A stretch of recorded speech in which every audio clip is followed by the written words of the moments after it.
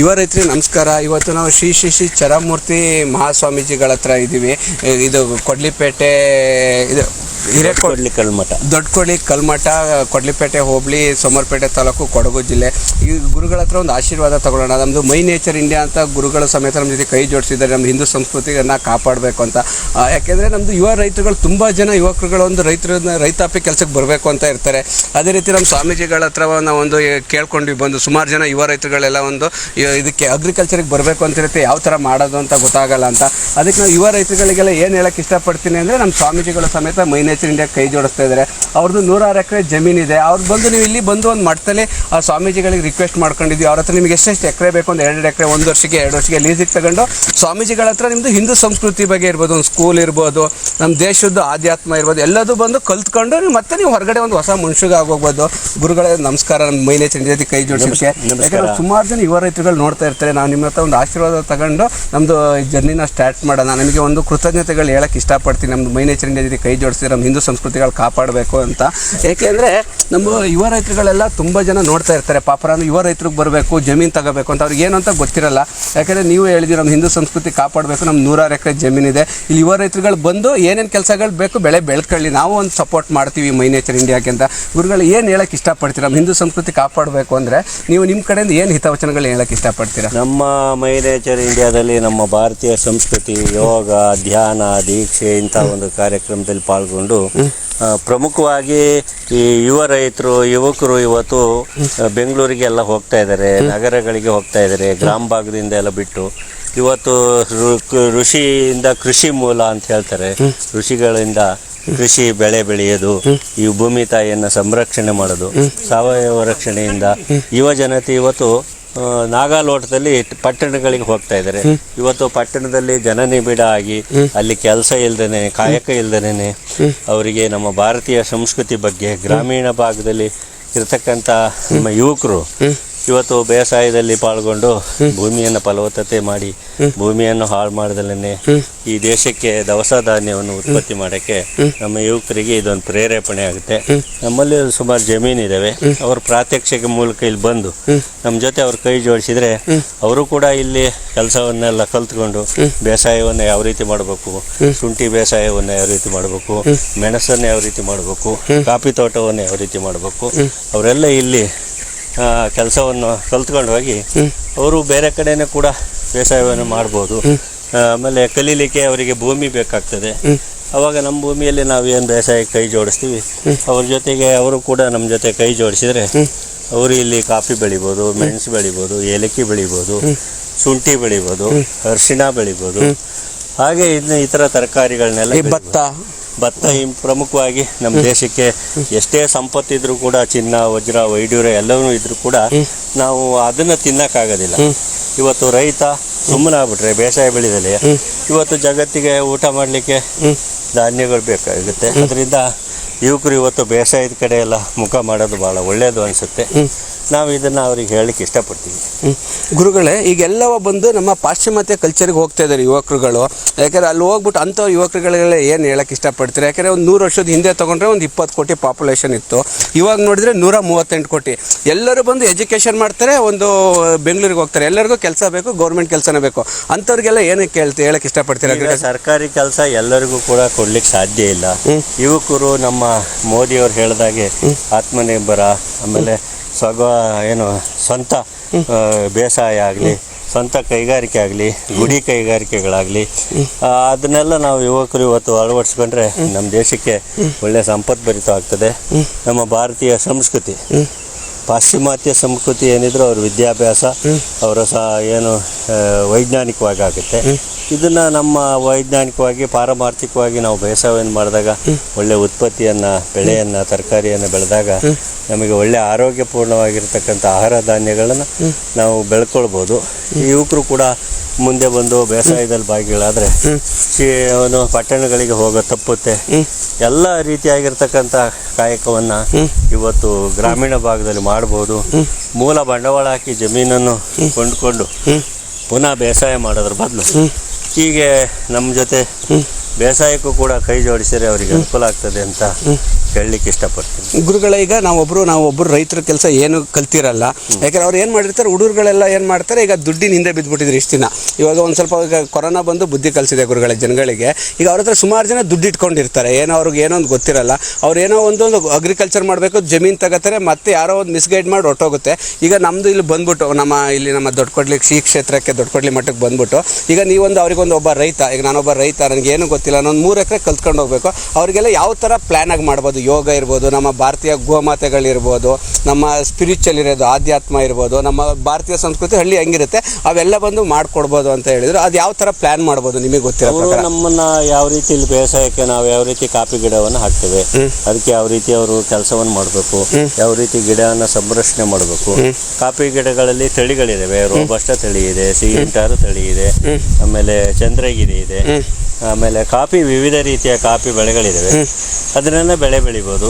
ಆಮೇಲೆ ಏಲಕ್ಕಿನೂ ಬೆಳಿಬೋದು, ಮೆಣಸನ್ನು ಬೆಳಿಬೋದು. ಅದನ್ನ ಯಾವ ರೀತಿ ಬೆಳಿತಾರೆ, ಭೂಮಿಯಲ್ಲಿ ಯಾವ ರೀತಿ ಏಲಕ್ಕಿಯನ್ನು ನಡ್ತಾರೆ, ಯಾವ ರೀತಿ ಕಾಫಿ ಗಿಡವನ್ನು ನಡ್ತಾರೆ. ಅವರು ಒಂದು 5 ಎಕರೆನೇ ಅವರು ತಗೊಂಡು 11 ವರ್ಷಕ್ಕೆ ಅವರು ಅಲ್ಲಿಗೆ ಕೃಷಿ ಕಾಯಕವನ್ನು ಮಾಡಿ ಆ ಬೆಳೆಯನ್ನು ಬೆಳಿಬೋದು. ಅನಂತರ ಅವರು ಬೆಳೆಯಲ್ಲಿ ಫಸಲು ವ್ಯವಸ್ಥೆ ಮಾಡಿಕೊಂಡು ಯಾವ ರೀತಿ ಬರುತ್ತೆ ಅನ್ನೋದನ್ನ ಕಲ್ತ್ಕೊಂಡು ಅದು ಈ ಸಂಸ್ಥೆಗೆ ಧಾರ್ಮಿಕ ಚಟುವಟಿಕೆಗಳಿಗೆ ಅದನ್ನು ಬಂದಿರತಕ್ಕಂಥ ಆದಾಯವನ್ನು ಒಪ್ಪಿಸಿಕೊಂಡು ಅವರ ಏನು ಬಂಡವಾಳ ಹಾಕಿ ಖರ್ಚನ್ನು ಮಾಡಿರ್ತಾರೆ ಅದನ್ನು ಜಮಾ ತಗೊಂಡು ಬಾಕಿದ್ದನ್ನು ಸಂಸ್ಥೆಗೆ ಕೊಡ್ಬೋದು. ಅವಾಗ ಸಂಸ್ಥೆ ಮುಖಾಂತರ ಮನುಷ್ಯನಿಗೆ ಆಧ್ಯಾತ್ಮಿಕ ಧ್ಯಾನ, ಒಂದು ಯೋಗ ಇಂಥದನ್ನೆಲ್ಲ ಅವ್ರಿಗೆ ಕಲ್ತ್ಕೋಬೋದು. ಬಿಡುವ ಟೈಮಲ್ಲಿ ಸಾಕಷ್ಟು ವಿಶಾಲವಾಗಿರ್ತಕ್ಕಂಥ ವ್ಯವಸ್ಥೆ ಇದೆ. ಅವರು ಇಲ್ಲಿ ಜೀವನವನ್ನು ಮಾಡ್ಕೊಂಡು 1 ವರ್ಷ 2 ವರ್ಷದಲ್ಲಿ ಅವರು ಕಲ್ತ್ಕೊಂಡು ಹೋಗ್ಬೋದು. ಗುರುಗಳು ಇವಾಗೆಲ್ಲ ಯುವ ಜನ್ರೇಷನ್ನು ಏನಕ್ಕೋಸ್ಕರ ಪಾಶ್ಚಿಮಾತ್ಯ ಕಲ್ಚರ್ಗೆ ಹೋಗ್ತಿದ್ರು? ನಾವು ಹಿಂದಿನ ಕಾಲದಲ್ಲಿ ಎಲ್ಲ ನೋಡ್ತಾ ಇದ್ವಿ, ಮಠ ಮನೆಗಳಿಗೆಲ್ಲ ಬಂದು ಒಂದು ಇದಕ್ಕೆ ಕೇಳ್ತಾ ಇದ್ರು, ಒಂದು ಗುರುವಚನ ಕೇಳ್ತಾ ಇದ್ರು. ಎಲ್ಲ ನಾವು ಚಿಕ್ಕದ್ರಲ್ಲಿ ಇರ್ಬೇಕಾದ್ರೆ ಮಠಗಳಿಗೆ ಹೋಗ್ತಾ ಇದ್ವಿ, ಅಲ್ಲೆಲ್ಲ ಹಿತವಚನ ನಡೀತಾ ಇದ್ವಿ. ಇವಾಗ ಎಲ್ಲರೂ ಬಂದು ಒಂದು ಪಾಶ್ಚಿಮಾತ್ಯ ಕಲ್ಚರ್ಗೆ ಏನಕ್ಕೋಸ್ಕರ ಹೋಗ್ತಾ ಇದ್ದಾರೆ ನಿಮಗೆ ಗೊತ್ತಿರೋ ಪ್ರಕಾರ? ಇವತ್ತು ಅವರಿಗೆ ಅದ್ರ ಬಗ್ಗೆ ಆಳವಾದ ಅರಿವು ಇಲ್ದಿರೋದ, ಒಂದು ಅರಿವಿನ ಜ್ಞಾನ ಇಲ್ಲದೆ ಇರೋದ್ರಿಂದ, ಒಂದು ಆಧ್ಯಾತ್ಮಿಕ ಓದಲೇ ಇದ್ದಿದ್ರಿಂದ ಆ ಒಲವು ಇದು ಇವತ್ತು ಕಡಿಮೆ ಆಗ್ತಾ ಇದೆ. ಈಗ ಪಾಶ್ಚಿಮಾತ್ಯರೆಲ್ಲ ಇವತ್ತು ಭಾರತೀಯ ಸಂಸ್ಕೃತಿಯನ್ನು ಅಳವಡಿಸ್ಕೊಂಡು ಬಂದಿದ್ದಾರೆ. ನೆಲದಲ್ಲಿ ಕೂತ್ಕೊಂಡು ಊಟ ಮಾಡ್ತಾ ಇದ್ದಾರೆ, ಆಮೇಲೆ ಬಾಳೆದೆಲೆ ಮೇಲೆ ಇಟ್ಕೊಂಡು ಊಟ ಮಾಡ್ತಾ ಇದ್ದಾರೆ. ಅವರು ಧ್ಯಾನವನ್ನು ಮಾಡ್ತಾರೆ, ಪೂಜೆಯನ್ನು ಮಾಡ್ತಾರೆ, ಮಂತ್ರವನ್ನು ಹೇಳ್ತಾರೆ. ಅವರಿಗೆ ಅದರಲ್ಲಿ ಶಾಂತಿ ನೆಮ್ಮದಿ ಸಿಕ್ಕಿದೆ. ನಮ್ಮ ದೇಶದಲ್ಲಿ ಎಲ್ಲ ಸಂಪತ್ತಿದೆ, ಎಲ್ಲ ಹಣದಿಂದ ಇವತ್ತು ನಾಗಾಲೋಟದಲ್ಲಿ ಓದ್ತಾ ಇದ್ದಾರೆ. ನಮ್ಮ ಆರೋಗ್ಯವನ್ನು ಕೂಡ ಕೆಡಿಸ್ಕೊಂಡು ಆ ಹಣ ಸಂಪಾದನೆಗೋಸ್ಕರ ಪಟ್ಟಣಕ್ಕಾಗಿ ಸೇರ್ಕೊಂಡು ಹೋಗ್ತಾರೆ. ಅದಾಗ್ದಲೇ ನಮ್ಮ ಭಾರತೀಯ ಸಂಸ್ಕೃತಿಯನ್ನು ಉಳಿಸಿದಾಗ ಅವರಿಗೆ ಆರೋಗ್ಯಪೂರ್ಣವಾಗಿರತಕ್ಕಂಥ ಆಹಾರವನ್ನು ಕೂಡ ಬೆಳಿಬೋದು.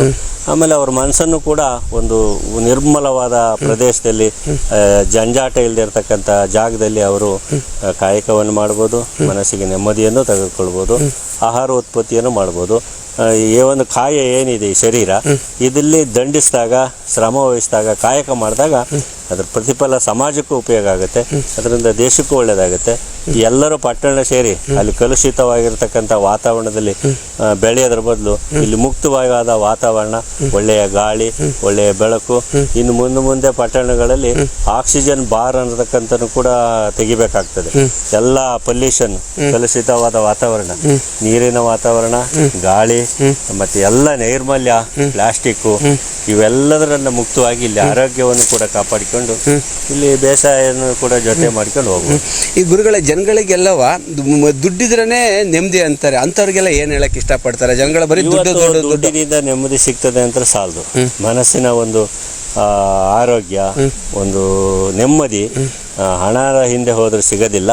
ಹಣವನ್ನು ನಾವು ಇಲ್ಲೇ ಇದ್ದು ಕೂತಲ್ಲೇ ಬರುವಾಗಿ ಮಾಡ್ಕೊಂಡ್ರೆ ನಮಗೆ ನೆಮ್ಮದಿ ಸುಖ ಸಿಗ್ತದೆ. ಬೆಳೆಯನ್ನು ಬೆಳೆದಾಗ ಆ ಬೆಳೆ ಫಸಲಿಂದ ಬರುತ್ತೆ ಹಣ, ಅದರಿಂದ ಇದ ಮಾಡ್ಕೋಬಹುದು.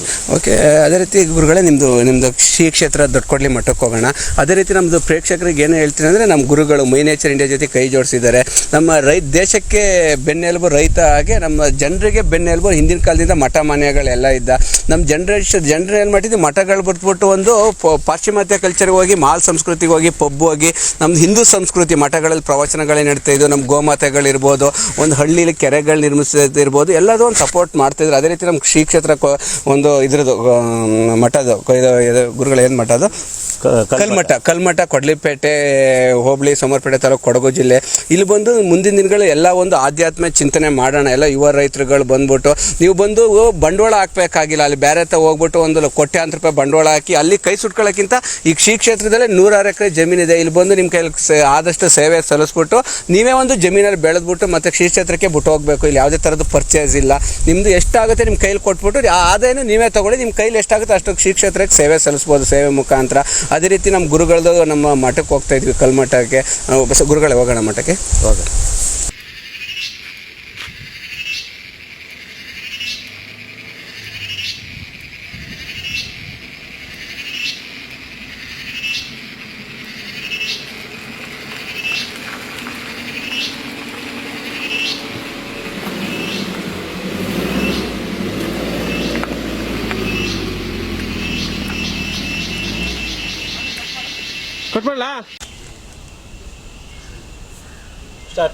ಇವತ್ತು ನಾವು ಪುಣ್ಯಕ್ಷೇತ್ರದಲ್ಲಿದ್ದೀವಿ. ದೊಡ್ಡಕೊಡ್ಲಿ ಕಲ್ಮಠದಲ್ಲಿದ್ದೀವಿ. ಕೊಡ್ಲಿಪೇಟೆ ಹೋಬಳಿ ಸೋಮವಾರಪೇಟೆ ತಾಲೂಕು ಕೊಡಗು ಜಿಲ್ಲೆ. ಶ್ರೀ ಚರಮೂರ್ತಿ ಮಹಾಸ್ವಾಮೀಜಿಗಳಿದ್ದಾರೆ ನಮ್ಮ ಜೊತೆಯ. ಏನಕ್ಕೆ ಅಂದರೆ ಇವ್ರ ಹತ್ರ ಹಲವಾರು ವಿಚಾರ ಕೇಳ್ಕೊಳ್ಳೋಣ. ಈ ಪುಣ್ಯಕ್ಷೇತ್ರದಲ್ಲಿ ಒಂದು ದೀಕ್ಷೆನೂ ಮಾಡ್ತಾರೆ. ಆ ದೀಕ್ಷೆ ಬಗ್ಗೆ ತಿಳ್ಕೊಳ್ಳೋಣ. ನಮ್ಮದು ಹಿಂದೂ ಸಂಸ್ಕೃತಿಲಿ ಒಂದು ಬಸವಣ್ಣ ಅವ್ರದ್ದು ಎಲ್ಲರಿಗೂ ಒಂದು ದೀಕ್ಷೆ ಮಾಡ್ತಿದ್ರು. ಗುರುಗಳೇ ಅದ್ರ ಬಗ್ಗೆ ತಿಳಿಸ್ಕೊಡ್ತೀರಾ? ಸುಮಾರು ಜನ ಕೇಳ್ಪಟ್ವಿ ನೀವೆಲ್ಲರಿಗೂ ಒಂದು ಪುರಾತನ ಕಾಲದಿಂದ ಈ ಮಠದಲ್ಲಿ ದೀಕ್ಷೆ ನಡೆಯುತ್ತೆ ಅಂತ. ಬಸವಣ್ಣನೂ ಸಮೇತ ಒಂದು ದೀಕ್ಷೆ ಕಟ್ತಾ ಇದ್ರು ಒಂದು 12ನೇ ಶತಮಾನದಲ್ಲ ಗುರುಗಳೇ. ಅದ್ರ ಬಗ್ಗೆ ನಿಮ್ಗೆ ಹೇಳ್ತೀರಾ ಗುರುಗಳೇ? ಯಾಕೆ ನಿಮ್ದು ಈ ಕ್ಷೇತ್ರದಲ್ಲಿ ದೀಕ್ಷೆ ಕಟ್ತೀರಾ? ಈಗ ನಾನು ಒಬ್ಬ ದೀಕ್ಷೆ ಮಾಡಿಸ್ಕೋಬೇಕು ಅಂದರೆ ಯಾವ ಥರ ಇದರದ್ದು ಇರುತ್ತೆ, ಅದ್ರ ಬಗ್ಗೆ ಹೇಳ್ತೀರಾ? ಹೌದು, ಮನುಷ್ಯನಿಗೆ ಯಾವುದೇ ಒಂದು ಜೀವನದಲ್ಲಿ ಒಂದು ದೀಕ್ಷೆ ಅನ್ನೋದು ಒಂಥರ ಪದ್ಧತಿ ಇರುತ್ತೆ. ದೀಕ್ಷೆ ಅಂತಂದರೆ ಪ್ರಮಾಣ, ಓತು ಅಂದರೆ ನಾವು ಈ ರೀತಿ ಪ್ರಮಾಣವಾಗಿ ಈ ರೀತಿ ನಡೆ ನುಡಿ, ಕಳಬೇಡ ಕೊಳಬೇಡ, ಹುಸಿಯ ನುಡಿಯಲು ಬೇಡ, ತನ್ನ ಬಣ್ಣಿಸಬೇಡ, ಇದರ ಅಳಿಯಲು ಬೇಡ, ಇದೇ ಅಂತರಂಗ ಶುದ್ಧಿ, ಇದೇ ಬಹಿರಂಗ ಶುದ್ಧಿ ಅಂತ ಬಸವಣ್ಣರು ಹೇಳಿದರೆ. ವೀರಶೈವ ಧರ್ಮದಲ್ಲಿ ಲಿಂಗ ಅಂತಂದರೆ ಅದು ತನ್ನಲ್ಲಿರತಕ್ಕಂಥ ಚಿಶಕ್ತಿಯನ್ನು ಗುರು ಹಸ್ತಮಸ್ತಕ ಸಂಯೋಗದಿಂದ ಶಿಷ್ಯನಿಗೆ ದೀಕ್ಷಾ ರೂಪದಲ್ಲಿ ಲಿಂಗವನ್ನು ಕರುಣಿಸಿಕೊಡ್ತಾರೆ. ಲಿಂಗಮಯಂ ಸರ್ವಂ ಜಗತ್ತು ಅಂತ ಹೇಳ್ತಾರೆ. ಈ ಜಗತ್ತು ಲಿಂಗಾಕಾರವಾಗಿದೆ, ಗೋಳಾಕಾರವಾಗಿದೆ. ಅದರೊಳಗೆ ನಾವು ಚೈತನ್ಯ ಸ್ವರೂಪರಾಗಿ ನಿರಾಕಾರವಾಗಿರತಕ್ಕಂಥ ವಸ್ತುವನ್ನು ಸಾಕಾರದ ಮುಖಾಂತರ, ಲಿಂಗದ ಮುಖಾಂತರ ನಾವು ದೀಕ್ಷೆ ಅಂತಂದರೆ ತ್ರಿವಿಧ ದೀಕ್ಷೆ ಇದೆ, ನವವಿಧ ಭಕ್ತಿಗಳಿದ್ದಾವೆ. ಅದನ್ನೆಲ್ಲ ನೋಡಿಕೊಂಡು ಅವನು ಜೀವನದಲ್ಲಿ ನಡೆಸ್ಕೊಳ್ಳೋದಕ್ಕೆ ದೀಕ್ಷೆ ಅಂತಾರೆ. ಆಮೇಲೆ ಸಂಸ್ಕಾರ ಅನ್ನತಕ್ಕಂಥದ್ದು ಇವತ್ತು ಪಾಶ್ಚಿಮಾತ್ಯರು ಯಾವ ರೀತಿ ಕೈ ಕುಲ್ಕೋದು ಇದು ಮಾಡೋದು ಎಲ್ಲ ಇತ್ತು, ಹಗ್ಗು ಮಾಡೋದು ಅದೆಲ್ಲ ಈಗ ನಮಗೆ ಕಲಿಸ್ಕೊಟ್ಟಿದೆ ಭಾರತೀಯ ಸಂಸ್ಕೃತಿ. 2 ಕೈಯನ್ನು ಮುಗಿದು ಶಿರವನ್ನು ಬಾಗಿ ಆಮೇಲೆ ನಮಸ್ಕಾರ ಮಾಡ್ತಕ್ಕಂಥದ್ದು ನಮ್ಮ ಭಾರತೀಯ ಸಂಸ್ಕೃತಿ. ಇದರಲ್ಲಿ ಯಾವ ರೀತಿಯಾಗಿರ್ತಕ್ಕಂಥ ಬಾಳೆ ಆಗಲಿ ಗೊನೆ ಆಗಲಿ ಅದು ಎಲ್ಲ ಫಲಭರಿತವಾಗಿರ್ತಕ್ಕಂಥ ಬಾಳೆ ಬಾಗ್ತದೆ, ತೆನೆ ಹೊತ್ತ ಪೈರು ಬಾಗುತ್ತದೆ, ಆಮೇಲೆ ಫಲಭರಿತವಾಗಿರ್ತಕ್ಕಂಥ ಮರ ಬಾಗುತ್ತದೆ. ಹಾಗೆ ಜೀವನದಲ್ಲಿ ಅಂದರೆ ನಾನು ಇಂಥೇ ಪ್ರಾಮಾಣಿಕವಾಗಿ ನಾವು ಜೀವನವನ್ನು ನಡೆಸ್ತೇನೆ, ನಾವು ಆಧ್ಯಾತ್ಮಿಕವಾಗಿ ಜೀವನವನ್ನು ನಡೆಸ್ತೇನೆ ಅನ್ನತಕ್ಕಂಥದ್ದನ್ನ ಅವರು ದೀಕ್ಷಾ ಮುಖಾಂತರ ಅವರಿಗೆ ತಿಳುವಳಿಕೆಯನ್ನು ಕೊಡ್ತೀವಿ. ಧ್ಯಾನ, ಆಮೇಲೆ ಮೌನ, ಆಮೇಲೆ ಜಪ, ತಪ, ಆಮೇಲೆ ಯೋಗ ಇದನ್ನೆಲ್ಲನೂ ಕೂಡ ಕಲಿಸ್ಕೊಟ್ಟಾಗ ಮನುಷ್ಯನ ಶಾರೀರಿಕವಾಗಿ ಬೌದ್ಧಿಕವಾಗಿ ಒಂದು ಅಭಿವೃದ್ಧಿಯನ್ನಾಗ್ತದೆ. ಮನಸ್ಸು ಕೂಡ ಒಂದು ದಿಟ್ಟವಾಗಿರ್ತಕ್ಕಂಥ ಶಕ್ತಿಯನ್ನು ಪಡೆಯತಕ್ಕಂಥದ್ದು ಮನಸ್ಸಿಗಾಗ್ತದೆ. ಯೋಗದಿಂದ ದೇಹನೂ ಕೂಡ ಒಂದು ಆರೋಗ್ಯಪೂರ್ಣವಾಗಿರ್ತಕ್ಕಂಥ ಶರೀರವನ್ನು ನಾವು ಹೊಂತೇವೆ. ಯಾವುದೇ ಕಾಯಿಲೆ ಆಗಲಿ, ಕಷ್ಟಗಳಾಗಲಿ, BP ಆಗಲಿ, ಶುಗರ್ ಆಗಲಿ ಯಾವುದೂ ಇರೋದಿಲ್ಲ. ಯೋಗ ಯಾರು ಮಾಡ್ತಾರೆ ಅವರಿಗೆ ಎಲ್ಲವೂ ಕೂಡ ಆರೋಗ್ಯ ಸಂಪದ್ಭರಿತವಾಗಿರ್ತದೆ. ಗುರುಗಳೇ, ಯಾಕೆಂದರೆ ಬಸವಣ್ಣವ್ರು ಎಲ್ಲರೂ ಒಂದು ದೀಕ್ಷೆ ಕಟ್ತಾಯಿದ್ರು. ಆ ದೀಕ್ಷೆ ಅಂದರೆ ಏನು ಅಂತ ಗೊತ್ತಿಲ್ಲ. ಸುಮಾರು ಜನ ಯುವಕರುಗಳು ಇವಾಗ ಪಾಶ್ಚಿಮಾತ್ಯ ಕಲ್ಚರ್ಗೆ ಹೋಗಿರ್ತಾರೆ, ಅವರಿಗೆ ದೀಕ್ಷೆ ಅಂದರೆ ಏನಂತ ಗೊತ್ತಿರಲ್ಲ. ಈಗ ನನಗೆ ಗೊತ್ತಿಲ್ಲ ದೀಕ್ಷೆ ಅಂದರೆ ಏನು. ಗುರುಗಳೇ, ದೀಕ್ಷೆ ಅಂದರೆ ಏನು ಗುರುಗಳೇ? ಅದೇ ಏನಂತಾರೆ, ಈಗ ಎಲ್ಲ ಮಾಡ್ತಾರೆ, ಜಾತಿ ಧರ್ಮ ಅಂತ ಎಲ್ಲ ಅಂತಾರೆ. ಯಾಕಂದ್ರೆ ಬಸವಣ್ಣ ಬಂದು ಎಲ್ಲ ಜಾತಿಯವ್ರಿಗೂ ಒಂದು ದೀಕ್ಷೆ ಕಟ್ತಾ ಇರ್ತಕ್ಕಂಥದ್ದು ವೀರಶೈವ ಧರ್ಮ ಎಲ್ಲರಿಗೂ ಕೂಡ ಒಂದು ಮಾರ್ಗದರ್ಶನವಾಗಿ ಕೊಟ್ಟಿರ್ತಕ್ಕಂಥ ವೀರಶೈವ ಧರ್ಮ ಇಡೀ ವಿಶ್ವಕ್ಕೆ ಮಾರ್ಗದರ್ಶನವನ್ನು ಇಡೀ ಭರತಖಂಡ ಇದನ್ನು ಅಳವಡಿಸಿಕೊಂಡು ಸಂತರು, ಯೋಗಿಗಳು, ಪುರಾತನರು ಎಲ್ಲರೂ ಕೂಡ ಒಂದು ಸನಾತನ ಧರ್ಮ, ಒಂದು ಸಂಸ್ಕೃತಿಯಿಂದ ಬೆಳೆದು ಬಂದಿರತಕ್ಕಂಥದ್ದು. ಈಗ ಏನು ಈ ಕೊರೋನಾ ಬಂದಿದೆ ಅದನ್ನೆಲ್ಲ ತಡೆಗಟ್ಟತಕ್ಕಂಥದ್ದು ಇಡೀ ವಿಶ್ವಕ್ಕೆ ನಮ್ಮ ಭಾರತ ಹಾಗೂ ನಮ್ಮ ಕರ್ನಾಟಕ ಮಾದರಿಯಾಗಿದೆ ಅಂದರೆ ತಪ್ಪಾಗಲಾರದು. ಇಂಥ ಆಧ್ಯಾತ್ಮಿಕ ಸಂಪತ್ತು ನಮ್ಮ ಭಾರತ ದೇಶದಲ್ಲಿ ಬಿಟ್ಟರೆ ಪಾಶ್ಚಿಮಾತ್ಯರಲ್ಲೆಲ್ಲ ಒಂದು ವಿದೇಶಿಯ ಸಂಸ್ಕೃತಿ ಅದರಲ್ಲಿದೆ. ನಮ್ಮಲ್ಲಿ ಭಾರತೀಯ ಸಂಸ್ಕೃತಿಯಲ್ಲಿ ನಾನು ಯಾರು, ನಾನು ಹೇಗೆ ಬಂದೆ, ನನ್ನ ಕರ್ತವ್ಯ ಏನು, ಮಾನವ ಜೀವನ ಅಷ್ಟು ದೊಡ್ಡದು. ಆಮೇಲೆ ಇದನ್ನು ಒಳ್ಳೆಯ ರೀತಿಯಾಗಿ ಉಪಯೋಗಿಸ್ಕೊಳ್ತಕ್ಕಂಥದ್ದು ನಮ್ಮ ಮಾನವನ ಕರ್ತವ್ಯ. ಅದಕ್ಕೆ ದೀಕ್ಷೆ ಅಂದರೆ ನಾನು ಹೊರಗಡೆ ಏನೇನು ಕಾಣ್ತದೆ ಅವು ಯಾವ ದೇವರಲ್ಲ, ತನ್ನಲ್ಲಿರತಕ್ಕಂಥ ಚಿಚ್ಚಕ್ತಿ ಚೈತನ್ಯ ದೇವರು ಅಂತ ರೂಪದಲ್ಲಿ ಕಾಣ್ತಾನೆ. ದೇವರು ಅಂತಂದರೆ ಒಂದು ಅದ್ಭುತವಾಗಿರತಕ್ಕಂಥ ಶಕ್ತಿಗೆ ನಾವು ದೇವರು ಅಂತ ಹೆಸರು ಕಟ್ಟಿದ್ದೇವೆ. ಅಂಥ ಶಕ್ತಿಯನ್ನು ನಾವು ಅಳವಡಿಸ್ಕೊಂಡು ನಮ್ಮ ಮಾನವ ಜನ್ಮವನ್ನು ಸಾರ್ಥಕಪಡಿಸ್ಕೊಳ್ಬೇಕು. ಇಲ್ಲ ಶರಣರು ದಾರ್ಶನಿಕ ಇದು ಮಾನವ ಜನ್ಮ ಶ್ರೇಷ್ಠವಾಗಿರ್ತಕ್ಕಂಥ ಧರ್ಮ, ಇದನ್ನು ಹಾಳು ಮಾಡಿಕೊಳ್ಳಬೇಡಿರೋ ಹುಚ್ಚಪ್ಪಗಳಿರೋ ಅಂತೇಳಿ ದಾರ್ಶನಿಕರು ಕೂಡ ಹೇಳಿದ್ದಾರೆ. ಅದನ್ನು ನಾವು ಅಳವಡಿಸ್ಕೊಂಡಾಗಿದ್ದಾಗ ಮನಸ್ಸಿಗೆ ಶಾಂತಿ, ನೆಮ್ಮದಿ ಇವೆಲ್ಲ ಸಿಗ್ತದೆ ಅಂತ ದೀಕ್ಷೆ ಮುಖಾಂತರ ಹೇಳ್ಬೋದು. ಓಕೆ, ನಮ್ಮ ಯುವಕರಿಗೆ ಏನು ಹೇಳೋಕ್ಕೆ ಇಷ್ಟಪಡ್ತೀನಿ ಅಂದರೆ ಪರಿಸರ ಪ್ರೇಮಕ್ಕೆ ಇದು ದೊಡ್ಡ ಕೊಡ್ಲಿ ಮಠ ಇಲ್ಲಿ ಬಂದು ಒಂದು ದೀಕ್ಷೆನೂ ಸಮೇತ ಮಾಡ್ತಾರೆ. ಇಲ್ಲಿಂದಲೇ ನಾವು ಒಂದು ಶುರು ಮಾಡೋಣ. ಬಸವಣ್ಣನ ತತ್ವ ಸಿದ್ಧಾಂತಗಳನ್ನ ಅಳವಡಿಸ್ಕೊಂಡು ಒಂದು ದೀಕ್ಷೆ ತಗೊಂಡು ಒಂದು ಹೊಸ ಮನುಷ್ಯನಾಗಿ ಹೋಗೋಣ. ನಮ್ಮ ಭಾರತ ದೇಶದ ಸಂಸ್ಕೃತಿ ಇರ್ಬೋದು, ಕಲ್ಚರ್ ಇರ್ಬೋದು, ಹೆರಿಟೇಜ್ ಇರ್ಬೋದು, ಎಲ್ಲರನ್ನೂ ಕಾಪಾಡೋಣ. ಅದಕ್ಕೆ ನಮ್ಮ ಗುರುಗಳು ಒಂದು ಮೈ ನೇಚರ್ ಇಂಡಿಯಾ ಜೊತೆ ಒಂದು ಕೈ ಜೋಡಿಸಿದ್ದಾರೆ. ನಮಗೆ ಒಂದು ಖುಷಿ ಆಗುತ್ತೆ. ಇವಾಗ ಏನು ಮಾಡ್ತಾರೆ, ಒಂದು ಕೃಷಿ ಮಾಡಬೇಕು ಅಂದರೆ ಕೋಟ್ಯಾಂತರ ರೂಪಾಯಿ ಜಮೀನು ತಗೋಬೇಕು ಅಂತಾರೆ. ನಮ್ಮ ಗುರುಗಳು ಹೇಳಿದ್ದಾರೆ, ನಮ್ಮ ಮಠಕ್ಕೆ ಬರಲಿ, ಒಂದು ದೀಕ್ಷೆ ತಗೊಳ್ಳಿ, ಇಲ್ಲಿ ಒಂದು ಸೇವೆ ಮುಖಾಂತರ ಮಾಡಲಿ, ಇಲ್ಲಿ 100 ಎಕರೆ ಜಮೀನಿದೆ ಅಂತ ಹೇಳಿದರೆ ಅದು ನಮ್ಮ ದೇಶದ ಸೌಭಾಗ್ಯ ಅಂತ ಹೇಳ್ಬೋದು. ಯಾಕೆಂದರೆ ನಮ್ಮ ಮುಂದಿನ ದಿನಗಳಲ್ಲಿ ನಮ್ಮ ಯುವಕರುಗಳೆಲ್ಲ ಬಂದು ಒಂದು ಮಠಕ್ಕೆ ಸೇವೆ ಸಲ್ಲಿಸ್ಕೊಂಡು ಒಂದು ಬಸವಣ್ಣನ ತತ್ವ ಸಿದ್ಧಾಂತಗಳನ್ನು ವಿಶ್ವದಲ್ಲೆಲ್ಲ ಒಂದು ಮಾಡೋಣ ಅಂತೇಳಿ ನಾನು ಮಾತನ್ನು ಮುಗಿಸ್ತೇನೆ. ಜೈ ಹಿಂದ್, ಜೈ ಭಾರತ್ ಮಾತೆ ಒಂದೇ. ವಾಂಟೆಡ್ ಫಾರ್ಮರ್ಸ್, ರೈತರು ಬೇಕಾಗಿದ್ದಾರೆ. ದೇಶದ ಜೀವನಾಡಿ ನಮ್ಮ ರೈತ. ರೈತರೇ ನಮ್ಮ ಬಂಡವಾಳ, ರೈತರೇ ನಮ್ಮ ಬೆನ್ನೆಲುಬು. ರೈತ ನಮ್ಮ ಶಕ್ತಿ, ರೈತ ನಮ್ಮ ದೇಶದ ಆಸ್ತಿ. ಆದರೂ ಪ್ಲಾಸ್ಟಿಕ್ ಎಂಬ ಮಹಾಮಾರಿ ರೈತರ ಬದುಕನ್ನು ಸುಡುತ್ತಿದೆ. ಪ್ಲಾಸ್ಟಿಕ್ ರೈತರ ಜೀವನವನ್ನು ಹಾಳು ಮಾಡುತ್ತಿದೆ. ಪ್ಲಾಸ್ಟಿಕ್ ರೈತರಲ್ಲಿ ನಿರುದ್ಯೋಗವನ್ನುಂಟು ಮಾಡುತ್ತಿದೆ. ಪ್ಲಾಸ್ಟಿಕ್ ವಿರುದ್ಧ ನಮ್ಮ ಸಮರ. ಪ್ಲಾಸ್ಟಿಕ್ ನಿರ್ಮೂಲನೆಗೆ ನಮ್ಮಲ್ಲೇ ಇದೆ ಪರಿಹಾರ. ಪ್ಲಾಸ್ಟಿಕ್ ನಿರ್ಮೂಲನೆ ನಮ್ಮ ಹಕ್ಕು, ನಮ್ಮ ಕರ್ತವ್ಯ. ಭಾರತದಲ್ಲೇ ಹೊಸ ಕ್ರಾಂತಿ ಸೃಷ್ಟಿಸಲು ಬರುತ್ತಿದೆ ಮೈ ನೇಚರ್ ಇಂಡಿಯಾ ಪ್ರೈವೇಟ್ ಲಿಮಿಟೆಡ್. ದೇಶದಲ್ಲೇ ಪ್ರಪ್ರಥಮ ಬಾರಿಗೆ ರೈತರಿಂದ ರೈತರಿಗಾಗಿ ರೈತರಿಗೋಸ್ಕರ ಆನ್ಲೈನ್ ವೇದಿಕೆಯನ್ನು ನಿರ್ಮಾಣ ಮಾಡುತ್ತಿದ್ದೇವೆ. ಸದಾ ನಿಮ್ಮೊಂದಿಗೆ www.mynaturindia.com. ನಮ್ಮಲ್ಲಿ ನೇರವಾಗಿ ತಮ್ಮ ಉತ್ಪನ್ನಗಳನ್ನು ಮಾರಾಟ ಮಾಡಲು ರೈತರನ್ನು ಆಹ್ವಾನಿಸುತ್ತಿದ್ದೇವೆ. ಸರಿಯಾದ ಬೆಲೆ ಮಾರುವ ರೈತರಿಗೆ, ಕೊಳ್ಳುವ ಗ್ರಾಹಕರಿಗೆ. ಮೈ nature India private limited, mynaturindia.com ಅತಿ ಶೀಘ್ರದಲ್ಲೇ ನಿಮ್ಮ ಮುಂದೆ.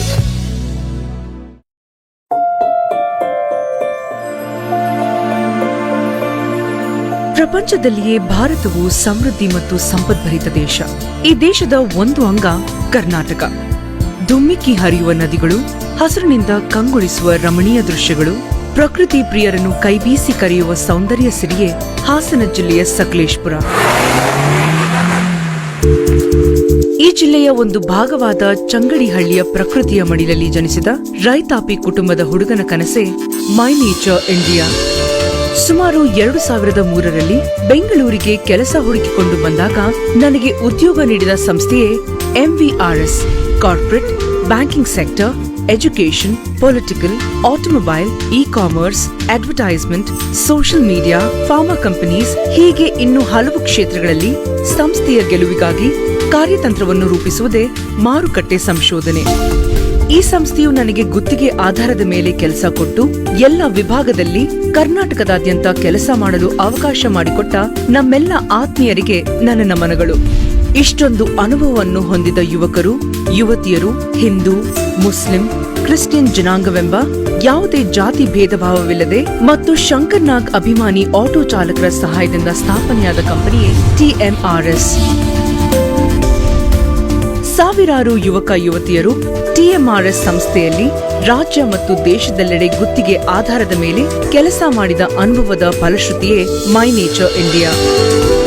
ನಮ್ಮ ಸಂಸ್ಥೆಯಲ್ಲಿ ಗುತ್ತಿಗೆ ಆಧಾರದ ಮೇಲೆ ಕೆಲಸ ಮಾಡುವ ಸಾವಿರಾರು ಸಹೋದ್ಯೋಗಿಗಳು, ನೆರೆಹೊರೆಯವರು ಮತ್ತು ದೇಶದ ಹಲವಾರು ರಾಜ್ಯಗಳಲ್ಲಿ ಮಾರುಕಟ್ಟೆ ಸಂಶೋಧನೆಯಲ್ಲಿ ಕೆಲಸ ಮಾಡುವ ಕಂಪನಿಗಳ ಜೊತೆ ಸಮಾಲೋಚನೆ ನಡೆಸಿ, ಆಲೋಚಿಸಿ, ಆಯೋಜಿಸಿ ದೃಢ ನಿರ್ಧಾರದೊಂದಿಗೆ ಶುರುವಾದ ಸಂಸ್ಥೆಯೇ ಮೈ ನೇಚರ್ ಇಂಡಿಯಾ.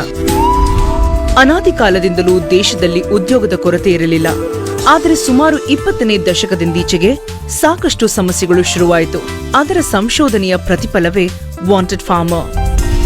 ದೇಶಕ್ಕೆ ರೈತ ಎಷ್ಟು ಅನಿವಾರ್ಯತೆಯೋ ಅದೇ ರೀತಿ ಅವರ ಮಾರ್ಗದರ್ಶಿಗಳು ಹಾಗೂ ಸಹವರ್ತಿಗಳಾದ ಬ್ರಾಹ್ಮಣರು, ಅರ್ಚಕರು, ಅಕ್ಕಸಾಲಿಗರು, ಆಚಾರರು, ವೈಶ್ಯರು, ಶಿಲ್ಪಿಗಳು, ಕುಂಬಾರರು, ನೇಕಾರರು, ಚಮ್ಮಾರರು ಹೀಗೆ ಸಾಕಷ್ಟು ಜನಾಂಗದವರು ಪ್ಲಾಸ್ಟಿಕ್ ಎಂಬ ಮಹಾಮಾರಿಯ ವಿರುದ್ಧ ಹೋರಾಟ ಮಾಡುವ ಅವಶ್ಯಕತೆ ಇದೆ.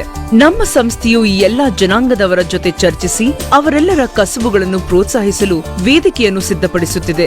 ಮೈ ನೇಚರ್ ಇಂಡಿಯಾ ಭಾರತದ ಜನಪದ ಕಲೆಗಳಾದ ಡೊಳ್ಳು ಕುಣಿತ, ಯಕ್ಷಗಾನ, ಬಾಂಗ್ರಾ, ಗಾರ್ಬಾ, ಗುಮಾರ್, ಬಿಹು, ಲಾವಣಿ, ಗುಮುರ, ಪಿಲಿಕಲಿ, ಕರಕಟ್ಟಂ, ವೀರನಾಟ್ಯಂ ಇನ್ನು ಹಲವು ಕಲೆಗಳು ಅಳಿವಿನ ಅಂಚಿನಲ್ಲಿವೆ.